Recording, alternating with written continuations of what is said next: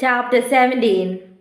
These words spake Jesus, and lifted up his eyes to heaven, and said, Father, the hour is come, glorify thy Son, that the Son also may glorify thee, as thou hast given him power over all flesh, that he should give eternal life to as many as thou hast given him.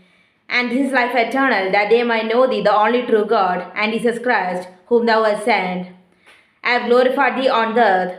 I have finished the work which thou gavest me to do. And now, O Father, glorify thou me with thine own self, with the glory which I had with thee before the world was.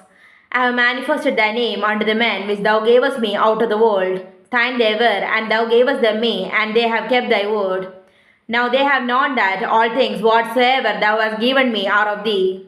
For I have given unto them the words which thou gavest me, and they have received them, and have known surely that they came out from thee, and they have believed that thou didst send me. I pray for them, I pray not for the world, but for them which thou hast given me, for they are thine. And all mine are thine, and thine are mine, and I am glorified in them. And now I am no more the world, but these are the world, and I come to thee. Holy Father, keep through thine own name those whom thou hast given me, that they may be one as we are. While I was with them in the world, I kept them in thy name. Those that thou gavest me I have kept, and none of them is lost, but the son of perdition, that the scripture might be fulfilled.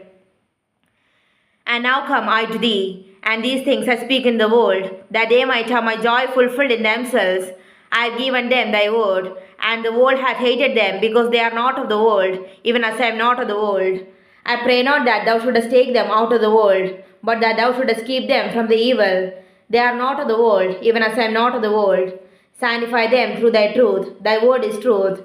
As thou hast sent me into the world, even so have I also sent them into the world. And for their sakes I sanctify myself, that they also might be sanctified through the truth.